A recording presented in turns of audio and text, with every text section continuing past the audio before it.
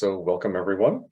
We are really fortunate to be joined at today's webinar by a couple of people from each of a couple of spectacular institutions to talk about their own projects that they run on from the page and kind of how that works at their institutions. We find that universities tend to run a much more diverse sets of types of projects than a lot of other institutions, so there's lots of breadth here. So today we are joined by Samara Cary, who is the digital project specialist for Digital by Dartmouth. She's worked at the Dartmouth Library for 5 years. She's also an artist, jigsaw puzzle designer, and a game enthusiast. So we've been talking jigsaw puzzles for a while. Also at Dartmouth, we have Laura Braunstein, who's head of digital scholarly engagement and co-leads Digital by Dartmouth, which is the library's digital collections program. She's also a crossword puzzle constructor. And the co-founder of the Incubator, a project that publishes crosswords by women and non-binary puzzle makers, which is super fun. So from Stephen F. Austin, we have Candice Cloud, who's the outreach librarian with the East Texas Research Center, who's been working on transcription projects for a little over a year. And also from Stephen F. Austin, we have Linda Reynolds, who's the director of the East Texas Research Center at Stephen F. Austin. So welcome, everyone. So first, a little housekeeping. We run a webinar every month, and we'd like to take the time to talk about what the next webinars will be. So the next one that's scheduled is scheduled for May 19th. So I recently was invited to talk to the South African Library Association about ChatGPT for libraries and archives. If you're on our newsletter, you probably got me pontificating about how archives are kind of an antidote for ChatGPT. So this is a much deeper dive into what ChatGPT is and how it works and what the implications are for libraries and archives, but archives in particular. So we'd love to see you there. The link at the bottom, and we'll drop it into the chat here in a minute as well. We'll let you sign up for that. So we'd love to see you. And do you want to give the housekeeping on how the webinars work with recordings afterwards? Right. So we do record these webinars, and we'll send out a link to it to everyone who signed up within about 2 days. Yeah. So. Okay. So with that, I'm going to stop sharing these slides, and we will hear from our presenters. So we'd like to start with the general background. So if you could each, one person from each project, kind of tell us about the material that you've been transcribing. If you want to share a screen and show it off, we'd appreciate that. And yeah, we also were curious about the stories behind the material. Since we called this webinar From East Texas to the Arctic, I think we'll start with Stephen F. Austin. East Texas is not as glamorous as the Arctic, but there's great stories everywhere. Hey, we've got lots of trees. More than the Arctic, I'm sure. Okay, can you guys see my dashboard now? Yes. Okay, so I'm just gonna show you the list of the different projects that we have, and Linda's going to explain what they are, what collection they're from, and things like that. So we'll just start at the top, Linda. So the Come Concilio Club we started because it's a women's reading club. It's one of the oldest women's reading clubs, started in the 1800s here in East Texas, and we're we digitize their minutes, but cursive. Find somebody who's a Gen Zer that can read cursive. It's a little hard, so we put these out there to just have anybody transcribe, usually students.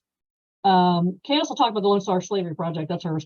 The McFarland Russell papers, when COVID happened, there was a lot of archives that went out there and started throwing things online to get transcribed. We were in the same boat. Nobody could come on campus, so I started a Google Doc with a list of everything needed transcribed, and we were able to hire students from their homes to transcribe these things. So we had somebody then move that from the Google Doc to from the page to make it a lot easier to transcribe these things. The Nacogdoches City Minutes, we got a grant from Humanities Texas. These are early city minutes from the 1850s, 1860s. A lot of history here in Nacogdoches. People came through and eventually went out elsewhere. And so these minutes have a lot of history of what was going on here. The history grads, oh, I forgot about those. So the history graduate students, these are diaries. So we took in some diaries from a woman who started writing diaries in the 1890s up to the 1960s. She was very prolific, wrote every day, literally every day. So we have these great diaries, except for the 1920s, which she decided she was going to burn. And part of the donation is that we need to get them transcribed first. So we're like, yay, from the page. So we have students as part of their classes, their graduate classes, they pick some of the pages and they just transcribe those. The other thing, letters, oh yeah, the letter telecommuting, same kind of thing. But there was I guess, is Lannon's taken down? No, Lannon's is still up there. It's under the SFA history grad. Okay. Okay, So like this is we one have of the a faculty member that had, these are all diaries. Oh yes. So he's an English, he does English, old English, and he had all these copies he needed transcribed to use for his research. So he was like, yeah, we got this. Put them online. His graduate students, his graduate research assistants, then went through and transcribed, and it's fabulous. This one's closed. It's just not anybody that can actually transcribe these particular documents, but it makes it easier for him and his research. And I don't know, Candice has more aspect of whether the students like this stuff or not. Yeah, we've actually been told almost all of our collections are actually private because we use them for our student assistant workers or for classes specifically. So the first one that we did for classes is the SFA history grad. So all of the graduate, I think it's just the public history graduates. It may be it may be history as well. But they needed something to do while they were just sitting at a desk. And so we decided to try this out on them. And the feedback we've gotten has been really great. They actually really like to do it. They've requested that we add more diaries for them to work on. Because they went through these diaries. I mean, I showed the first page. It's very difficult, especially if you're not used to transcribing at all, and they really enjoyed it. They liked that it was difficult, and they liked the content and all of that. So we've gotten really good feedback from the professors specifically, that they liked having them work on this. So that one's really neat. I'm glad that they liked to do it. And then the one we skipped was the LSSP, which is the Lone Star Slavery Project, which is a project that Kyle Ainsworth, our special collections librarian at the ETRC, oversees. And we got a grant this year to do transcriptions of some of those things. He before was just using volunteers, and now we're using student assistants. So we actually hire people and are paying them to do it, which has turned out pretty good for us actually, because when you use volunteers, you know, they don't have to do it.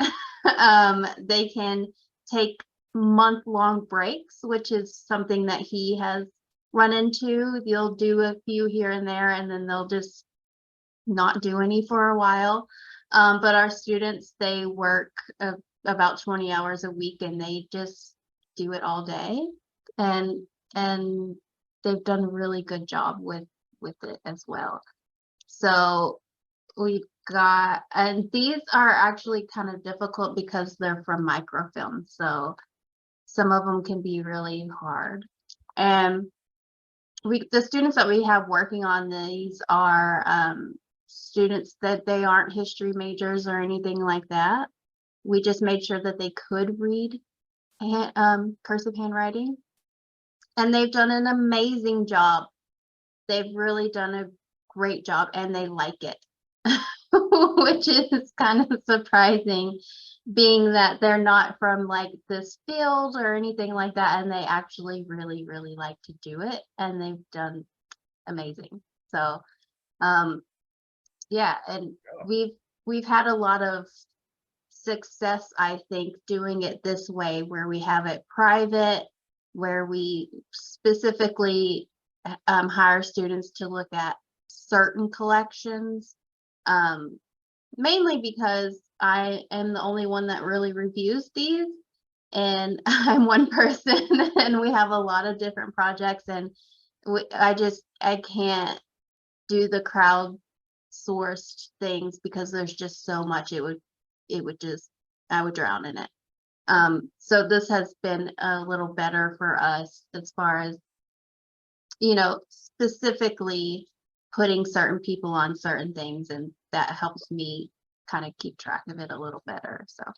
And we found success going through with international students. A lot of international students can read cursive very well. We also get volunteers from the county, and Candice can tell you more about our interesting volunteer source. We do. We actually have a connection with our county judge, and some people need community service hours, and not all people like to work outside and washing fire trucks and things like that. So we do get some.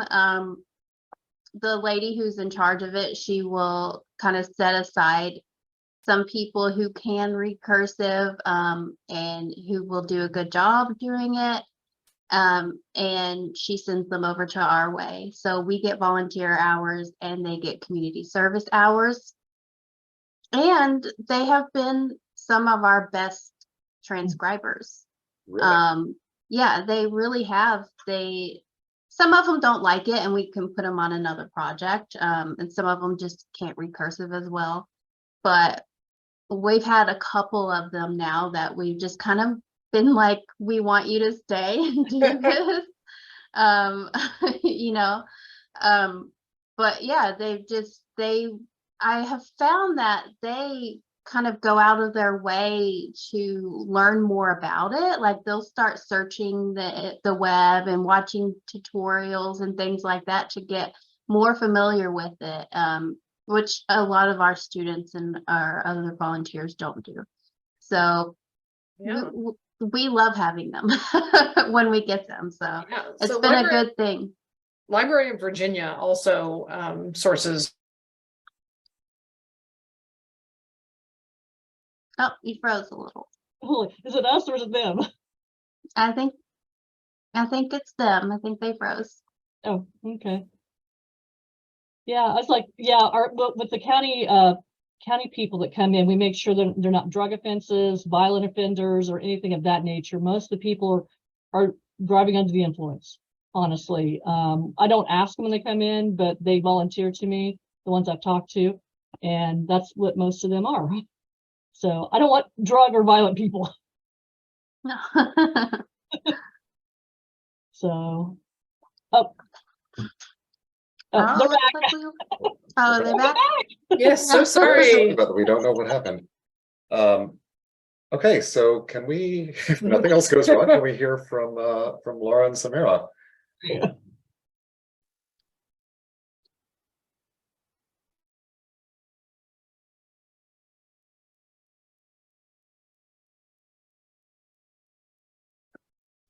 Can you see my screen? Yes. Okay.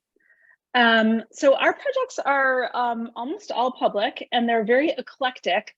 Most of them are collections from the Dartmouth Library's archives that either have something close to either the region, the history of the institution, or have to do with very important special collections that we have. So just to start with, actually, let me go and show you first. Our first project has to do with Wrangel Island. This is from the Stephenson collection of Arctic materials. And Wilhelmer Stephenson was a Dartmouth anthropology professor and a I wouldn't call him a polar explorer so much as a kind of impresario in that he recruited people for polar expeditions.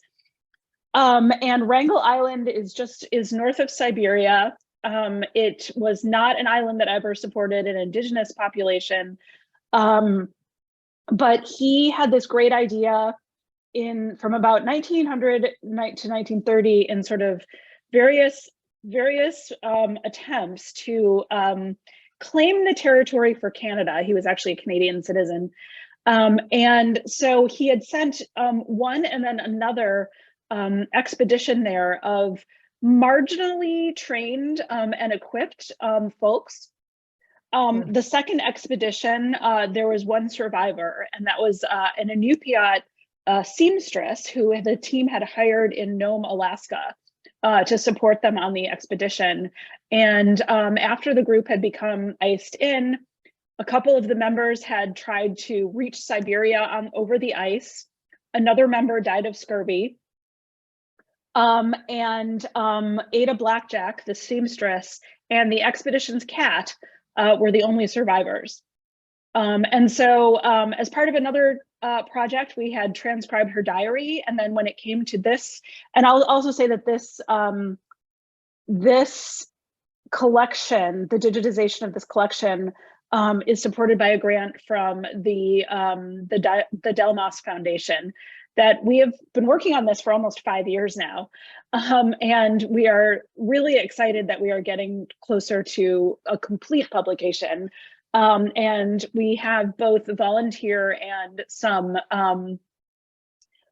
folks who are paid to work on metadata, and some folks who are on our staff who are doing some more advanced reviewing. Another project we have is the Edward Mitchell papers. Edward Mitchell was the first student of African descent to attend Dartmouth College. And there's some evidence that Edward Mitchell was the first student of African descent to attend any American university. He graduated in 1828 and then lived in Canada for the rest of his life.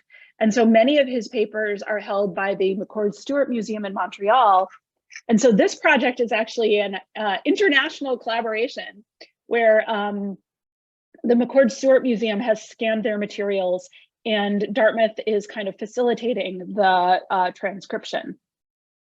Another project is the Hanover Cemetery documents. The Hanover Cemetery is a cemetery that's right on campus. It's like prime real estate right behind the president's office and sort of where, you know, I can imagine a horror movie where they build a dorm on top of the cemetery and it becomes haunted. But there are folks buried there back to the 1760s. One of the documents associated with this cemetery is a notebook that records every single death in the vicinity of Hanover, New Hampshire from the 1760s to about the 1850s. And this is fantastic information for researching history, genealogy, public health. There are records of enslaved people. There are records of Native people.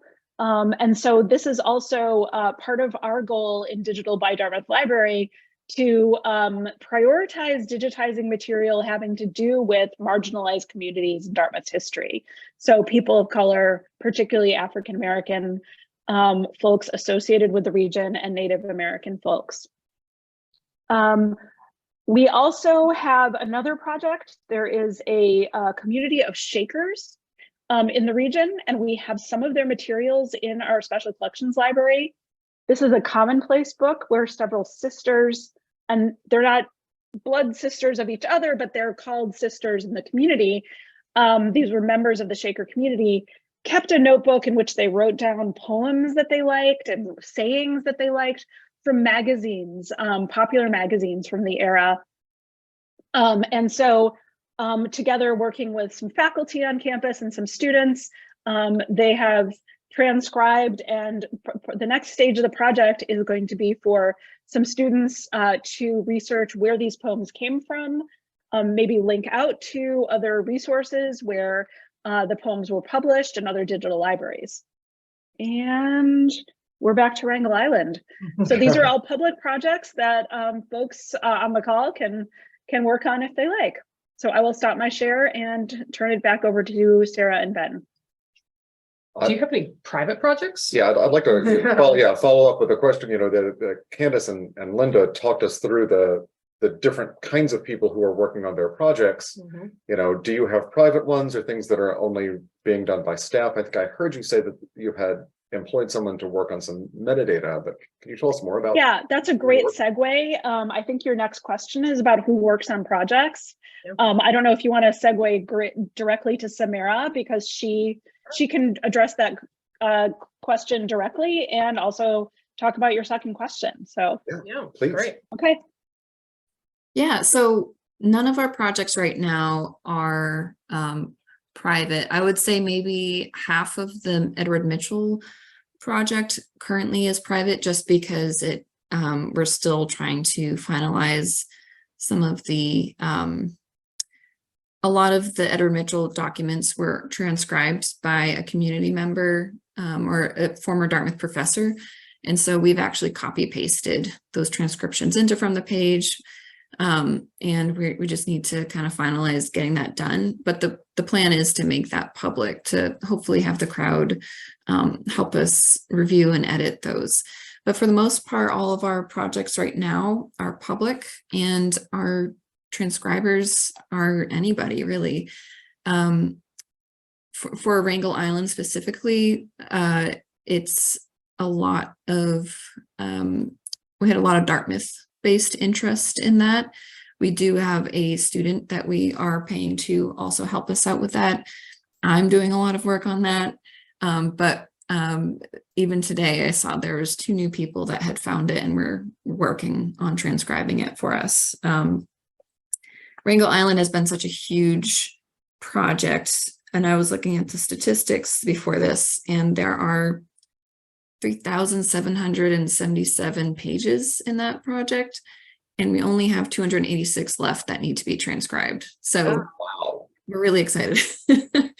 A lot of that has been done. Most of that has been done in the past year, because we've only had that project up on From the Page for about a year now. So a lot of work has been done on that. And then for the other projects, again, it's sort of the same. It's a mix of Dartmouth staff, Dartmouth students, and then community. The Hanover Cemetery has a lot of local community interest, people who are interested in genealogy, and people who we were planning to reach out to the Historical Society. I'm not sure if our staff member actually did that or not, but we have gotten, I think she must have, because we have gotten, random people kind of showing up on the Hanover Cemetery project. Edward Mitchell is still working on getting the word out about that. Laura did contact a professor to see if their class would be interested. And so we do have plans to advertise that a bit more. I'm going to do newsletters. We have a college-wide email, like a listserv that I'm planning to contact in the month of May, specifically about the Mitchell project. But yeah, it's a little bit of everything and everybody. I love how diverse all of these projects are across both institutions. Yeah. Lots of different types of material, lots of different types of transcribers. So kind of our next 2 questions are a little bit more technical.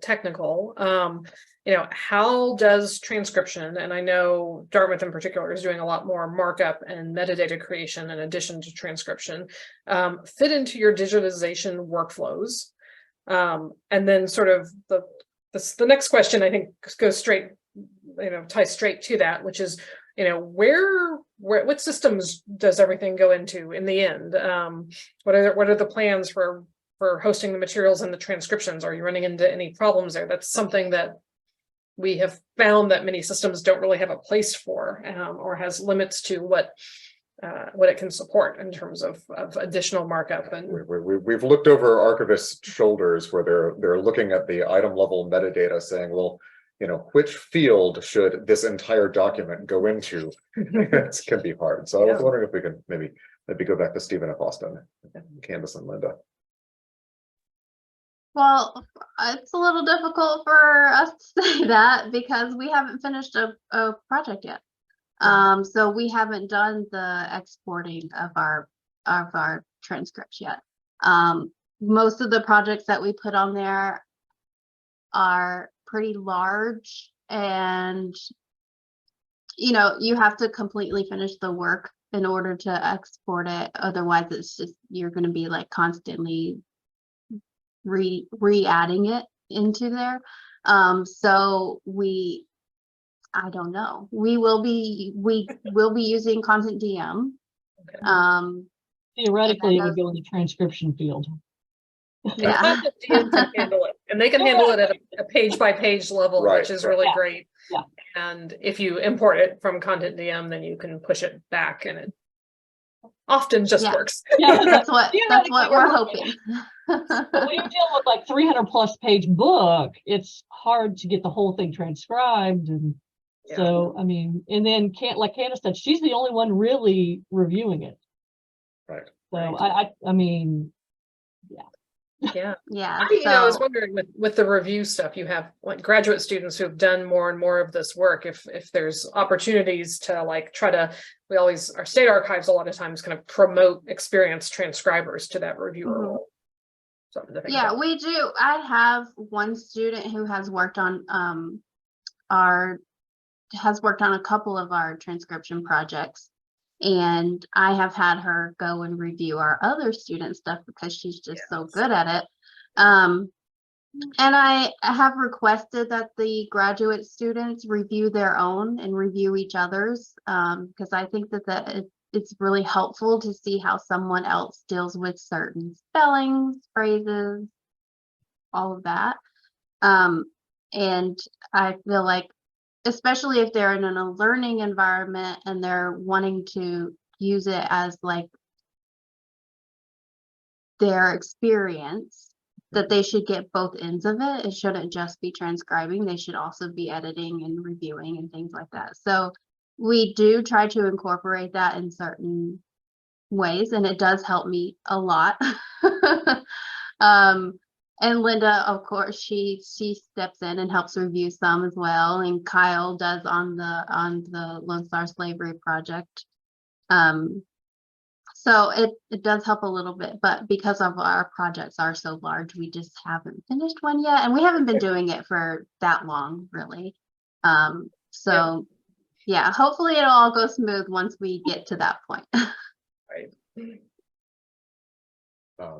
Okay. What about how are things? How does that whole thing work over at Dartmouth? And it sounds like it's kind of different from each of your projects, from what I understood before. Samara. Yeah. So so we are where we see from the page transcription fitting into our workflow is we see it as just one part of a very much larger process. And so our transcriptions are all hosted on a homegrown system that is based, I believe, on solar or blacklight, if there's any back-end library folks around. And so, so ideally, the transcriptions will be downloaded as XML, transferred into TEI, Text Encoding Initiative markup, and then go into our systems. And so that's the big part that we're working on now. And so one of the things that transcription is helping with is not just transcribing the documents themselves, but generating metadata. And so one of the ways that Samara and the team have done that is by using the form, I believe. Am I right about that? We have a metadata description form that you can configure. Yes. You guys are using And so we have these amazing archival collections where description is done on the folder level, right? Or even the box level. And we need description on the item level for every single item, because we're seeing every item, every telegram, every letter, every essay as a separate item. And so let me share my screen again, and I'll show you what our published collections look like. And I'll also, Samara, can you put a link to our homepage, to our department homepage, into the chat for people to look at? So as you can see with the Wrangell Island project, we have already published some of the materials. And so I'll go into the Herald Noyce papers. So these are, at the moment, what you see is the image, but eventually what you'll see in this is a side-by-side transcription, which will be completely searchable across the collection, along with the image of the document. This is a telegram from 1923. Harold Noyce is the person who finally rescued Ada Blackjack. Let me show you also. So eventually, so here's Ada Blackjack and the cat who was rescued. And I'll show you sort of what this side-by-side transcription looks like. Nice. So this is, she wrote, let me go to a page. So she wrote her diary at first in a notebook, and then some of the later she ran out of paper, so she was using order forms. But eventually the idea for all of these transcriptions is that they'll be in this platform that shows the image of the item side by side with a transcription.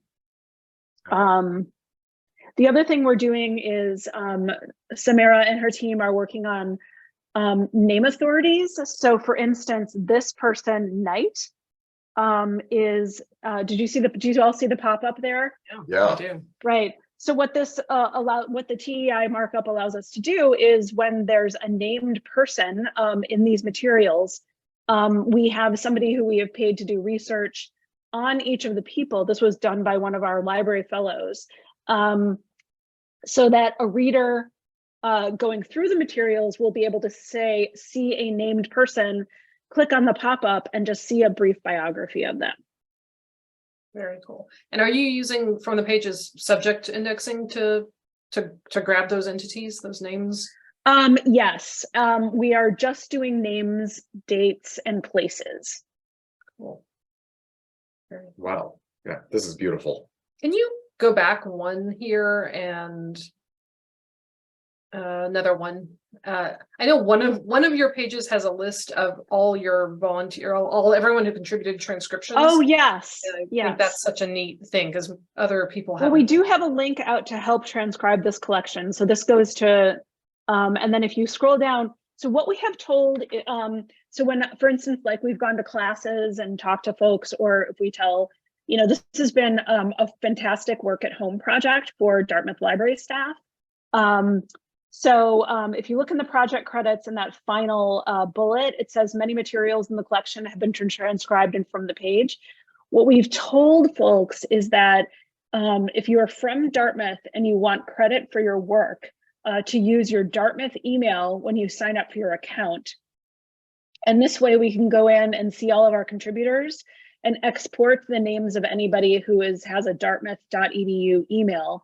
And then we'll update this, we update it, I don't know, every 6 months or, probably due for an update pretty soon. Right. Cool. That is fantastic. Yeah, I think that is great because that's something a lot of people struggle with. Yeah. UT Austin did a whole survey about crediting volunteers and How again, it's typically done. yes, and where do you put it, right? And it's, Right, yes. things like that. So Right. So all of our projects, they get a kind of a narrative homepage, or sort of, we call these collection pages, where there's some kind of short essay about what the project is and where it came from. And then the collections themselves, the digitized items and the transcriptions themselves are hosted in a separate platform. Interesting. Yeah. So I'm actually going to throw a curveball question at both groups, because listening to you talk about your projects, it sounds like a lot of that you both received grant funding for your projects, multiple maybe grant funding pieces. How, like, this is terrible, but what's the pitch? Is it this material is historically important, or is it we're taking this new approach to interacting with the material, and here's who it's going to affect and influence and educate? Like, how do you and where do you Public outreach or student education, like how does that work? Yeah. Linda, I'll go first. Yeah, great. Almost all of ours have been grant funded. And it's really, it depends on the project, I think, but because ours are mostly closed and we're hiring students to work on them, it does have like an education aspect to it. But then again, it's also like the importance of transcribing documents, period. I mean, the whole reason why we do it is so it makes it more accessible to people. As far as like, of course, we digitize things to make it more accessible to people, but not everyone can read cursive. And so we need transcriptions to make sure that people can still have access to that information. It also is for people who are visually impaired in some way and need to use a screen reader. So that makes it to where they can use a screen reader, which they can't do on historical documents. You know, it's just, there's a lot of reasons why we transcribe, and there's a lot of reasons why it's important. And so I haven't found trouble getting grants yet. I think all the ones that we've applied for so far to get transcriptions for the various projects we've gotten. That's great. So and I think that as long as you can explain why it makes it so much more accessible to people, and it is the educational aspect. You know, the students are working on it, and so the students are getting skills that they wouldn't get otherwise, and all of that. So for the Lone Star Slavery Project one, I think that was the biggest one we've gotten for the transcriptions. That one And do what? That was 10,000? Yeah, 10,000. Yeah, because the other one, I mean, we use small money, literally. All of it's under 10,000. So we're piecemealing that thing. And I always think of, we have all this great stuff online, but what if somebody slaps you with an ADA compliance thing saying, well, I can't read this as a student, and I've heard so many horror stories of archives having issues, and some of them just take everything down. So, I mean, if I'm showing, hey, look, we're trying here to make it all accessible, and that's really one, like Candice said, that's a big push, is just trying to make it accessible to everybody. Most of your funders are small, local, like Humanities Texas you mentioned, but then do you have some even more local sources? Communities, and then a real. The most recent one for the Lone Star Slavery Project was through our university. Okay. It was for our research and creative thing. So extremely local. Yeah. It's just us. Yeah, and I think that if we explain the importance of it, like, it's not good enough to just have it. You need to have it and have people be able to access it in the way that they need to access it. Right. Yeah, sometimes content, why is the content important? Just because it's content, I mean, it's important. I mean, city minutes for Nacogdoches is like, hey, everybody came through Nacogdoches to get to Texas, so that's why it's important. Right. Laura, Samara? So both of the projects that we have outside funding for were put together before we were even using from the page or even had contemplating crowdsourcing. So it really wasn't part of our pitch at the time.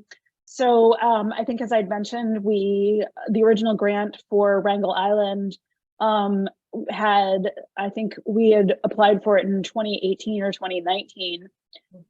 For the Edward Mitchell project, that was funded by a gift from the Black alumni at Dartmouth, which it's a group that was celebrating its 50th anniversary I believe in 2020.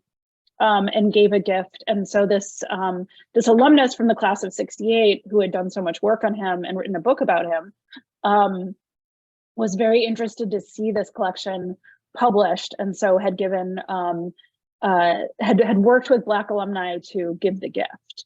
So, but in sort of following up with these granting agencies, we have mentioned that we're doing the crowdsourcing, and they seem to be very happy about it. So.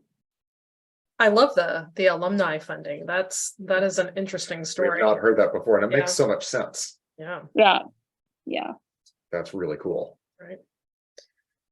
Should we? So we have a final question, but I'd like to kind of open up the floor for anyone else who's on this call. Feel free to turn your camera on, unmute yourself, or to ask in the chat.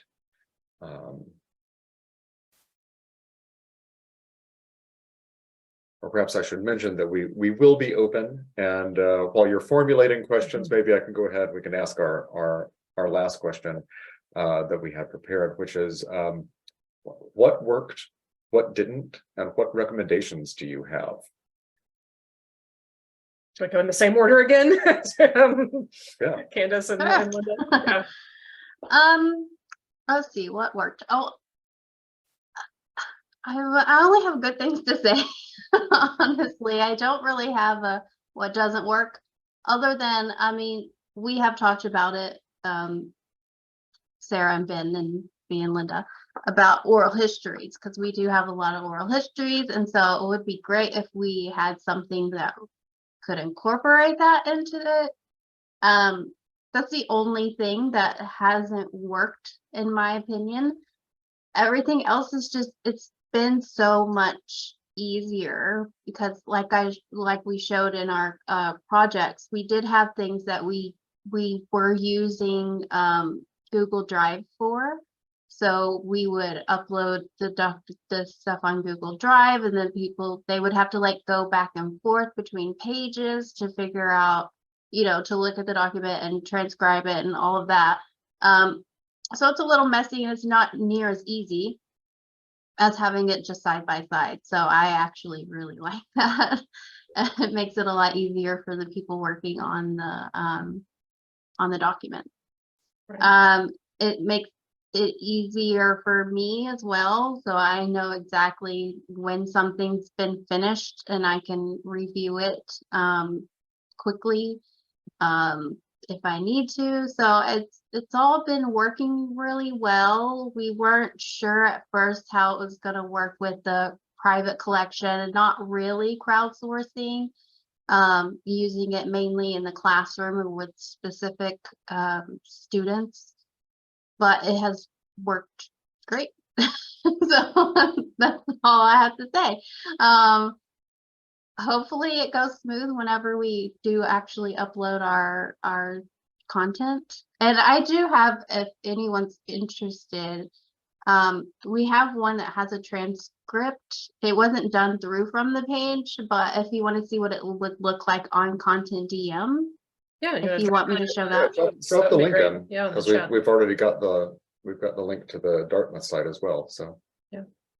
Oh. So this is one of the letters that has a transcription on it. So you can see the original letter, and then underneath there's a transcript. It's not down usually. You have to like click on the arrow, and then it just shows the transcript here, and you can just do a full search of it. And then like go to the second page. Yeah. It's just got the transcript there. So pretty simple. But that's what it will hopefully look like. Yes. When we get to that. You've seen stuff come from the page into Content DM, and it does look like that. So that's always good. I have a question. Yeah, we have a question before I ask the same question to folks at Dartmouth. This is actually directed at Dartmouth. So Rebecca Altermont, who's from University of Connecticut, wants to know what your quality control process takes. Who does it? How long does it take? What is that process like? Yeah, so same as Candice, I'm kind of the one that is reviewing everything. We have hired a couple students to help me with that with specific projects. So we have one student for the Wrangell Island project who is responsible for helping me index and review and do the metadata. Our metadata in the Wrangell Island is open for the crowd if they can find it to help us out with that.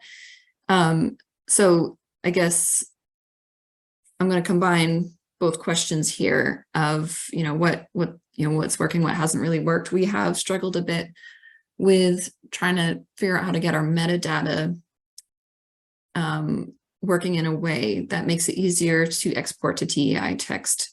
And I think we're finally there. Our metadata page has date, has document title, it has recipient, has author, and then we have recently added document title where hopefully if the crowd finds it, can kind of put it all nicely together into a document title for us. So that has worked well since we've done that. But as far as quality control, it's been me and our fellow that has done a lot of the final reviewing for Wrangell Island. We have hired a student to work with the Hanover Cemetery because it has a lot of subjects, as you can imagine, that a cemetery would. So we've hired a student to help us try to clean up the subjects and do all the reviewing and metadata and indexing for that as well. For the Shaker Commonplace book, that is through there's a professor who has a student that has a fellow that is going to do most of the work on that until she tells us otherwise, and then it'll probably be me. Okay. And then Edward Mitchell, again, is just kind of starting out. So it's mostly me trying to just get everything set up. And we have yet to see what the metadata or what problems might come from that. But yeah, I think that answered hopefully the quality control questions. Are either of y'all using, we have a kind of review dashboard. It's just a tab in the collection. We try to highlight, brand new transcribers because they often need review. If you review them earlier, then you can kind of course correct challenges. One-off, we call them drive-by transcribers, people who just do a single page. You kind of want to use those, need review. And then if you get enough reviews done, it lets you kind of look at a transcriber by transcriber basis, and like if someone's good, you can approve it all without looking at it, or similar things. So we try to make it as easy as possible, but it's not easy, right? That is the challenge. It's still work. Mm-hmm. Yeah, we do have some common people that come back to our collection, but it's not enough to be able to kind of reach out to them. For the most part, people tend to just like to transcribe, which I totally get myself. I like the transcription process as well. But then there have been a couple people that have surprised me where they know how to index and they've gone through and done everything. However, when I've gone through, I still catch some things that aren't quite right. So it's sort of like how much am I going to let there be error in the indexing part of it and the metadata part of it, and how much do I just kind of, it would be too much for me to be perfect because it's a trade-off, right? That's what we told people. Yeah.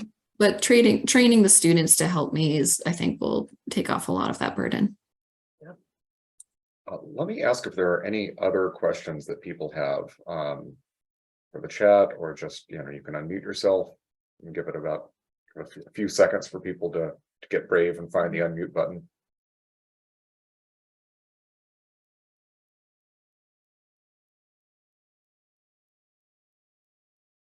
I have a question actually for Dartmouth. Great. I'm just wondering what kind of transcriptions you do. Because we've done corrected transcriptions versus one-to-one transcriptions where we just do straight from the page. Exactly what it says, don't do any corrections. And then right now I'm working on one where we correct everything. We add in punctuation, all of that to make it more readable and things like that. So I'm just wondering what you found works best.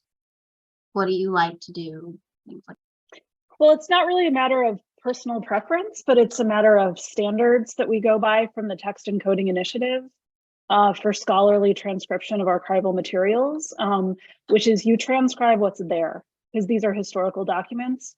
What you can do in TEI, if you have the resources, is to have alternate readings, so that what you're able to do, and I can certainly show this in a different project, is say that if you can you have somebody go back into the document in the encoding stage, and this is not from the page, in the encoding stage, and have alternate readings, so that somebody looking at the document could either choose the viewer that is called the diplomatic view, which is what it historically looks like, or they can choose what we call modernized view, which means that, like for instance, something from the 18th century with the long S is turned into an S, and we tend not to say corrected, because again, we're adhering to these standards of historical transcription. So we actually we have a lot of projects the Folger Shakespeare Library does, and they're very active in the TEI and scholarly edition side of things. So they actually use some of our markup, not on a page by page or full edition sort of level to do alternatives, but to do like word expansions or word. Yeah, they do regularizations within the text, but Yeah. that's a lot of extra work, right? And And it's you also, don't have a place to put it, Candice, because Content DM can't handle it. So, right. Yeah. And it is also a balancing act, right? I mean, traditionally I've always thought, oh, well, it's really important to preserve all the original spellings and don't normalize anything. Well, okay, and then you throw something that has original spellings at a screen reader, and it can't handle that. But if you'd regularized it, it would be fine. It's like, okay, well, this is yeah. Sorry, I'm getting all of it depends the on your goals. Yes. Is the answer there. I So, just put in the chat a letter or a journal from Samson Occam, where you can click on the literal view, which is the diplomatic view, the modernized view, and the technical view, which shows you the markup. oh, cool. That was a grant funded project that was done starting in 2010, that had a lot of staff and was funded by the NEH. So not resources we have at our disposal right now. So we're down to our last 5 minutes. So I wonder if I could ask Laura and Samara to close us off with the same question that I asked Candice and Linda, which is, what worked, what didn't, and what recommendations would you have? So we also, none of the projects we have on From the Page right now are finalized. So we don't quite know what the outcome will be. The goal is to get it onto our website, and we have our metadata librarian working on the TEI export. And so the metadata page, the ups and downs of that have been, they're trying to get the metadata page to be set in a way that exports nicely and makes her life a lot easier, because it's such a huge project. And so we're getting there. And I think that pretty soon we're going to start being able to export we're doing it in batches with the Wrangel Island. We're going to do like the first 7 folders of the project, try to get that onto the website while the rest of the collection is still being transcribed. So that's the hope. Those are our hopes and dreams. But yeah, just getting the documents transcribed has been extremely helpful. And gaining a lot of interest too in our collections has been great. Well, thank you, all four of you, Yes. for showing up and being willing to share and talk about how your projects are going and what you're trying to accomplish. We really appreciate it. And we have to agree with the comment from Leonore, who is, I think, from dialing in from Chile, that the work y'all do is awesome. And so thank you for sharing it with us. Yeah. Thank you for inviting us. Great. All right. Bye-bye, everyone.